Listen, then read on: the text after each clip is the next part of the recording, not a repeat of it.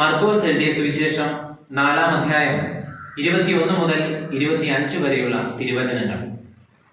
അവൻ അവരോട് പറഞ്ഞു, വിളക്ക് കൊണ്ടുവരുന്നത് പറയുടെ കീഴിലോ കട്ടിലിന്റെ അടിയിലോ വയ്ക്കാനാണോ, പീഠത്തിന്മേൽ വയ്ക്കാനല്ലേ? വെളിപ്പെടുത്താതെ മറഞ്ഞിരിക്കുന്ന ഒന്നുമില്ല, വെളിച്ചത്ത് വരാതെ രഹസ്യമായിരിക്കുന്നതും ഒന്നുമില്ല. കേൾക്കാൻ ചെവിയുള്ളവൻ കേൾക്കട്ടെ. അവൻ പറഞ്ഞു, നിങ്ങൾ ശ്രദ്ധിച്ച് കേൾക്കുവിൻ. നിങ്ങൾ അളക്കുന്ന അളവിൽ തന്നെ നിങ്ങൾക്കും അളന്നു കിട്ടും, കൂടുതലും ലഭിക്കും. ഉള്ളവന് നൽകപ്പെടും, ഇല്ലാത്തവനിൽ നിന്ന് ഉള്ളത് പോലും എടുക്കപ്പെടും. കർത്താവിനാൽ ഏറ്റവും അധികം സ്നേഹിക്കപ്പെടുന്നവരെ, വിശുദ്ധ മർക്കോസ് എഴുതിയ സുവിശേഷം 4-ാം അധ്യായം 21 മുതൽ 25 വരെയുള്ള തിരുവചന ഭാഗമാണ് ഇന്ന് നമ്മൾ വിചിന്തനത്തിനായി തിരഞ്ഞെടുത്തിരിക്കുന്നത്.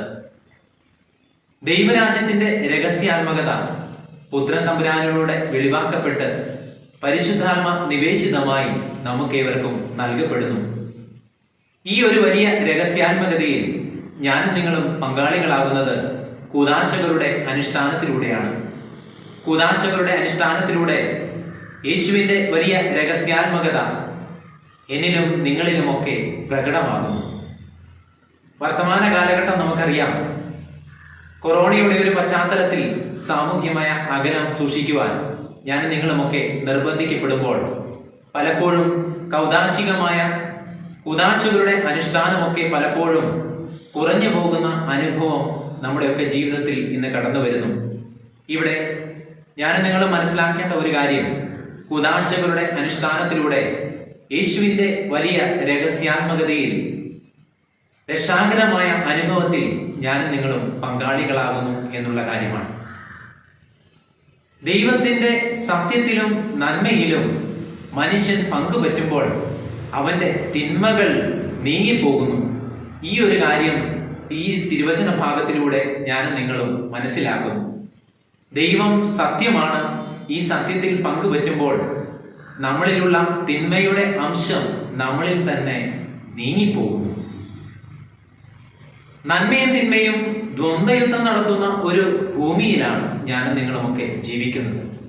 ഇവിടെ തിന്മ തിരഞ്ഞെടുക്കണോ നന്മ തിരഞ്ഞെടുക്കണോ എന്ന് തീരുമാനിക്കുന്നത് ഞാനും നിങ്ങളുമൊക്കെയാണ്.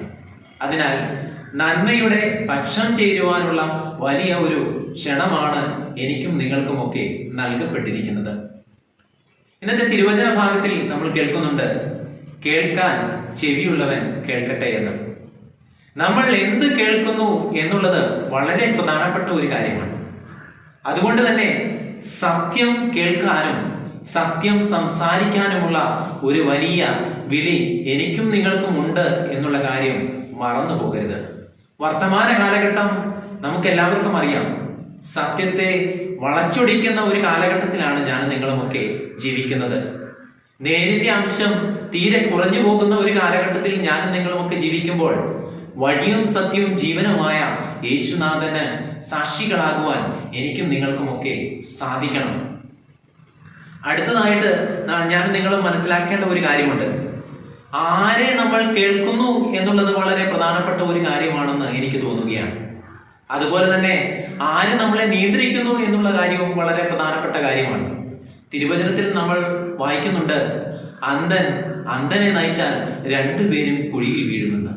അതിനാൽ നന്മയുടെ പാത തിരഞ്ഞെടുക്കുന്ന വ്യക്തിയുടെ പക്ഷം ചേരുന്ന വ്യക്തികളുടെ ജീവിതത്തിൽ സംലഭ്യമാകുന്നത് നന്മയുടെ ഫലമാണ് എന്നതിന് സംശയമില്ല. അതിനാൽ ആരെ നമ്മുടെ ജീവിതത്തിൽ നമ്മൾ സ്വീകരിക്കുന്നു, മാർഗദർശികളാക്കി മാറ്റുന്നു എന്നുള്ളതും വളരെ പ്രധാനപ്പെട്ട ഒരു കാര്യമാണെന്ന് എനിക്ക് തോന്നുന്നു. ദൈവത്തിന്റെ നന്മയിൽ ജീവിക്കാനാണ് ഞാൻ നിങ്ങളുമൊക്കെ വിളിക്കപ്പെട്ടിരിക്കുക. അതിനായിട്ടാണ് ഞാൻ നിങ്ങളുമൊക്കെ സൃഷ്ടിക്കപ്പെട്ടിരിക്കുക എന്നുള്ളതും ഈ ഒരു തിരുവചന ഭാഗത്തിൽ നിന്ന് ഞാൻ നിങ്ങൾ മനസ്സിലാക്കേണ്ടതായ ഒരു കാര്യമാണെന്ന് എനിക്ക് തോന്നുകയാണ്.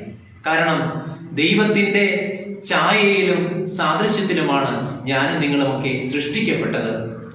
ദൈവം പ്രകാശമാണ്. ഞാൻ ലോകത്തിന്റെ പ്രകാശമാണെന്ന് പറഞ്ഞ് യേശുനാഥൻ ഈ ലോകത്തിലേക്ക് കടന്നു വന്നു. യേശുനാഥന്റെ ജനനം തന്നെ അതാണല്ലോ സൂചിപ്പിക്കുക. അവൻ ഈ ലോകത്തിലേക്ക് പൂജാതനായപ്പോൾ കിഴക്ക് ഒരു നക്ഷത്രം ഉദിച്ചു. അത് ഒരു പ്രകാശത്തിന്റെ ഒരു വലിയ സൂചന തന്നെയാണല്ലോ. വെളിച്ചമായി കടന്നു വന്നവന്റെ ഒരു പ്രതിഫലനം തന്നെയാണല്ലോ. അതിനാൽ യേശു തമ്പുരാന്റെ ജീവിതത്തിന് സാക്ഷ്യം വഹിക്കുവാൻ, നന്മകൾ പുറപ്പെടുവിക്കുവാനാണ് ഞാൻ ഈ ലോകത്തിലേക്ക് കടന്നു വന്നിരിക്കുന്നതെന്ന് ഞാനും നിങ്ങളും മനസ്സിലാക്കേണ്ടതായിട്ടുണ്ട്. അതുപോലെ തന്നെ ദൈവത്തിന്റെ നന്മകളുടെ പ്രതിഫലനം ഉണ്ടാകേണ്ടത് എന്നിലൂടെയാണ്. അതായത് ദൈവം എന്നെ സൃഷ്ടിച്ച് ഈ ലോകത്തിലേക്ക് അയച്ചപ്പോൾ ദൈവത്തിന്റെ നന്മകൾ പുറപ്പെടുവിക്കുന്ന ഒരു മനുഷ്യനായി തീരണമെന്ന് ദൈവം ആഗ്രഹിച്ചു. അതിനാൽ തന്നെ വാക്കിലും പ്രവൃത്തിയിലുമൊക്കെ നന്മയുടെ വക്താക്കളായി മാറുവാൻ നമുക്ക് ഇവർക്കും സാധ്യമാകേണ്ടതായിട്ടുണ്ട്. അവസാനമായിട്ട് വെളിച്ചത്തിന്റെ ധർമ്മം എന്താണ്?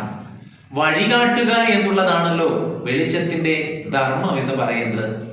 യേശുനാഥൻ ഈ ലോകത്തിലേക്ക് കടന്നു വന്നപ്പോൾ ഞാൻ സത്യത്തിന്റെ പാതയിലൂടെ ജീവിക്കുന്നു, നിങ്ങളും ആ സത്യത്തിന്റെ പാതയിലൂടെ കടന്നു വരണമെന്ന് തമ്പുരാൻ ആഗ്രഹിച്ചു.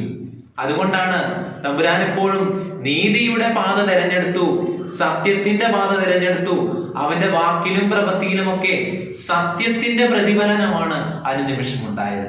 അതിനാൽ സ്നേഹമുള്ളവരെ, വെളിച്ചമാകാനും വെളിച്ചമേകാനുമുള്ള ഒരു വലിയ ക്ഷണമാണ് എനിക്കും നിങ്ങൾക്കുമൊക്കെ നൽകപ്പെട്ടിരിക്കുന്നത്.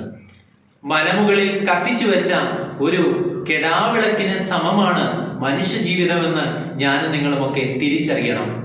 ഈ വെളിച്ചം മറ്റൊരുവന്റെ ജീവിതത്തിൽ പ്രകാശമാനമായി മാറണം.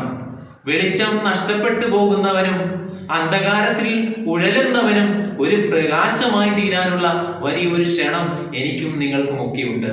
അതിനാൽ വെളിച്ചത്തിന്റെ പക്ഷം ചേരുവാൻ, നന്മയുടെ പാതകൾ തിരഞ്ഞെടുക്കുവാൻ, വഴിയും സത്യവും ജീവനുമായി ഞാൻ ലോകത്തിന്റെ പ്രകാശമാണെന്ന് പറഞ്ഞ് ഈ ലോകത്തിലേക്ക് കടന്നു വന്ന യേശുവിന്റെ പാതകളെ തിരഞ്ഞെടുക്കാനും, സത്യത്തിന് സാക്ഷികളാകാനും, വെളിച്ചത്തിന്റെ പാത തിരഞ്ഞെടുക്കാനും എനിക്കും നിങ്ങൾക്കുമൊക്കെ സാധ്യമാകട്ടെ. യേശുനാഥൻ ലോകത്തോട് പറഞ്ഞത് മറ്റൊന്നുമല്ല, ഞാൻ ലോകത്തിന്റെ പ്രകാശമാണ്. ദൈവം നമ്മെ എല്ലാവരെയും സമൃദ്ധമായിട്ട് അനുഗ്രഹിക്കട്ടെ. പിതാവിന്റെയും പുത്രന്റെയും പരിശുദ്ധാത്മാവിന്റെയും തിരുനാമത്തിൽ ആമേൻ.